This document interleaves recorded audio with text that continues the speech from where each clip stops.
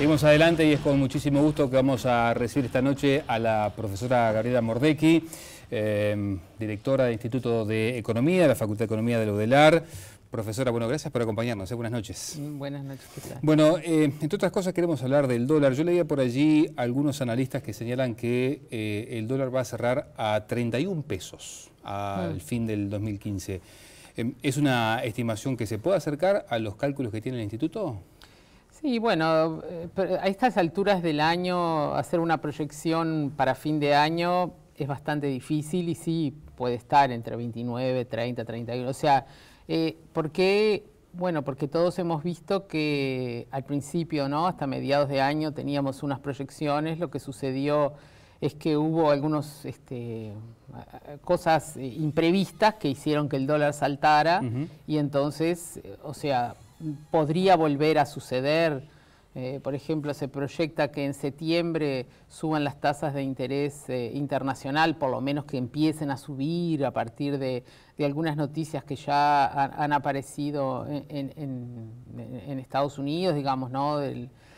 La Reserva Federal, qué es lo que espera, etcétera. Y bueno, en base a eso, ese podría haber otro momento, pero también todo depende de qué suceda un poco en Brasil, ¿no? Que es lo que más en este momento ha impactado al mercado local y que, bueno, se ha como contagiado de esta, digamos, de la depreciación fuerte que tuvo el real y trata como de acompañar, ¿no? Claro, está claro que con el fortalecimiento que está teniendo a nivel internacional la divisa norteamericana, es esperable que esto tenga su correlato acá en Uruguay, eso está claro.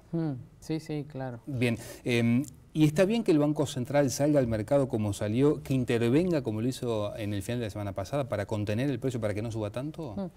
Bueno, en las autoridades del Banco Central siempre han dicho que, y digamos, si hay una cosa que tiene que quedar clara, el gobierno no tiene una meta en cuanto a tipo de cambio, por lo tanto no tiene ninguna obligación de intervenir en ningún momento. Sin embargo, ellos siempre dicen que intervienen para evitar la fuerte volatilidad. Y yo creo que en ese sentido hubo un impacto muy fuerte y ahí es que intenta actuar el Banco Central, no para cambiar la tendencia, que eso no es muy difícil, digamos, ahí tendría que intervenir de forma mucho más intensa, sino simplemente evitar esos saltos bruscos que puedan afectar, bueno, la vida corriente de las empresas en general, ¿no? Que tienen una cantidad de transacciones en dólares en su día a día, y que saltos así pueden provocarles algunos problemas inesperados y que, bueno, como es un salto que se espera que vuelva hacia atrás, entonces por eso trata como de alisar esa serie. Ese es un poco y me parece que sí, que está bien, que esa es una función que tiene el Banco Central. Está claro que no es aconsejable tomar deudas en dólares cuando se reciben pesos. ¿En qué medida esta realidad de aumento del dólar colabora con lo que puede ser un estancamiento de la economía a nivel interno? No, digamos, el estancamiento a nivel interno tiene otras causas, no está directamente relacionado con esto que le está sucediendo al dólar. Digamos, en lo que tiene que ver tal vez con el crédito en dólares, que es a lo que hacías un poco mención, sí, y que indirectamente eso, yo creo que en nuestro país hay crédito en pesos sin ningún problema, una cosa, cualquier elemento que uno vaya a comprar, por supuesto, igual el precio sí sube si está nominado en dólares, ¿no?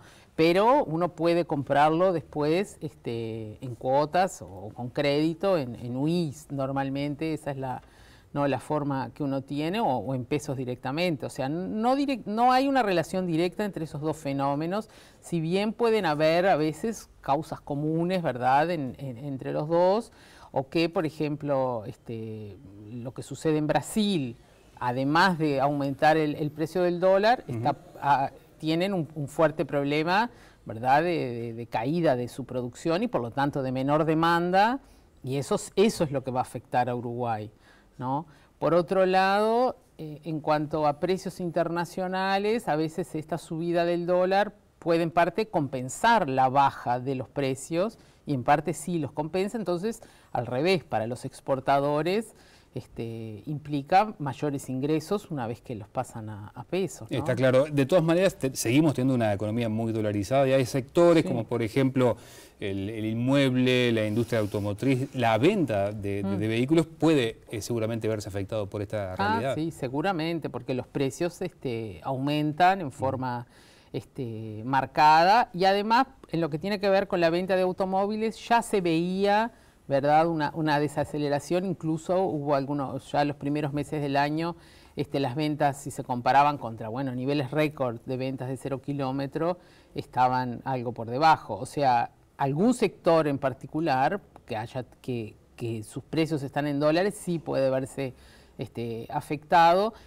Si bien también, digamos, el uruguayo está muy acostumbrado también a ahorrar en dólares, ¿no?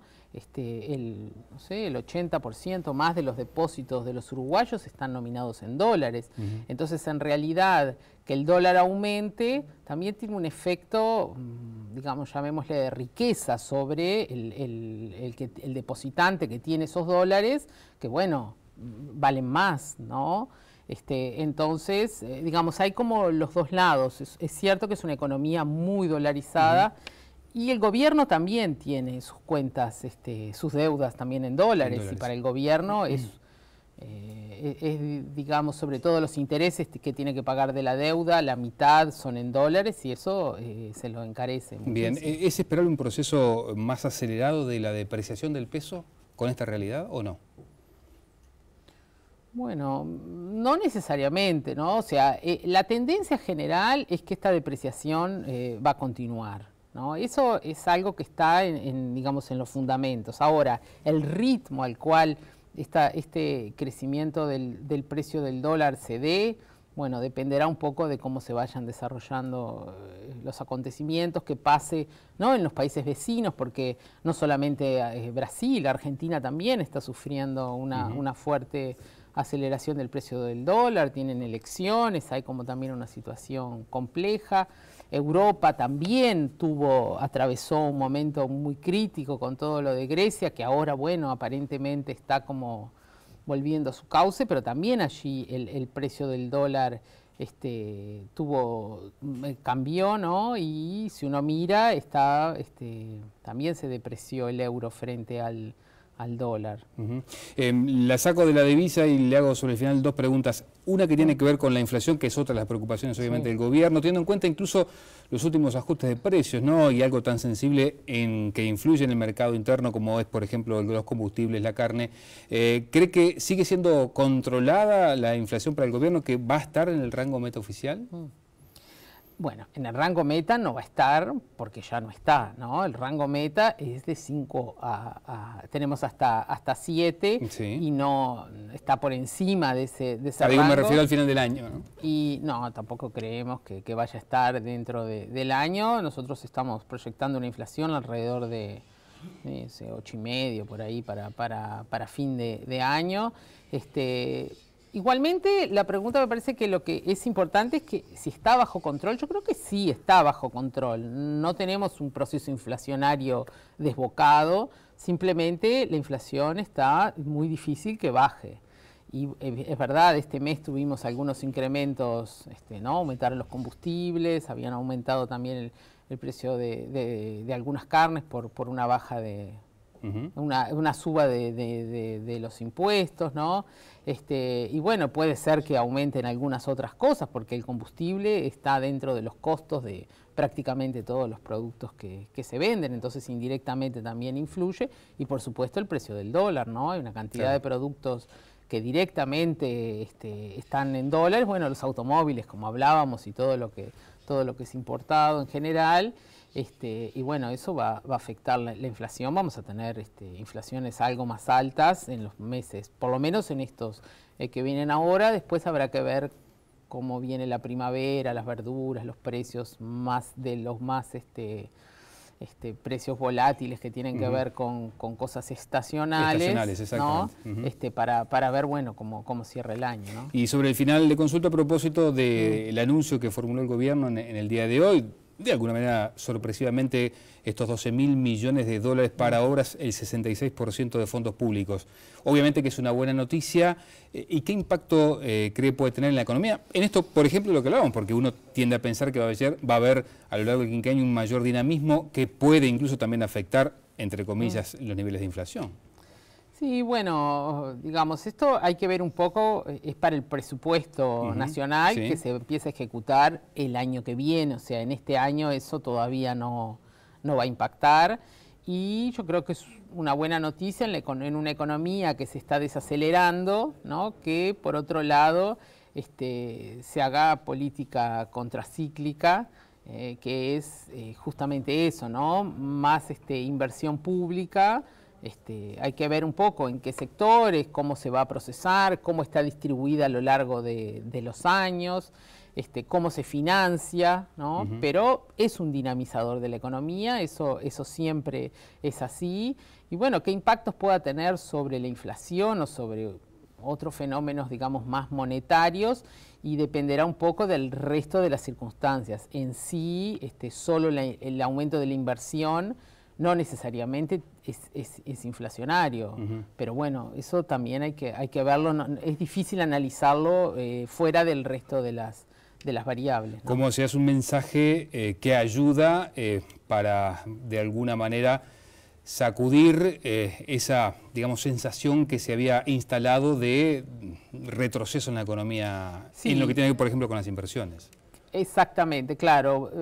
Por el lado, sobre todo del sector privado, han habido algunos números negativos o de caída, digamos, de menor inversión, lo cual es lógico, ¿no? Es una variable que reacciona muy rápido frente a expectativas negativas. Si uno mira todas las encuestas de expectativas, en general los empresarios la mayoría esperan estar peor que ahora, entonces bueno, las inversiones en parte están relacionadas con eso, y en ese sentido la inversión pública, que es una parte bastante menor de la inversión total del país, el sector privado es digamos, ahí el principal, sin embargo, bueno, compensa en parte, ¿no? esta caída, y bueno, habrá que ver un poco cómo se desarrollan la demanda externa y otros elementos externos a la economía uruguaya en los próximos años, para saber, bueno, qué impacto vaya a tener eso sobre la economía en general. Bien, Mordecai, gracias por acompañarnos. Bueno, gracias a ustedes. Amigos, hacemos una pausa. Tras la misma hablamos de Pluna Ente Autónomo, que será del futuro de ese organismo, de ese ente, y también el reclamo de los fiscales.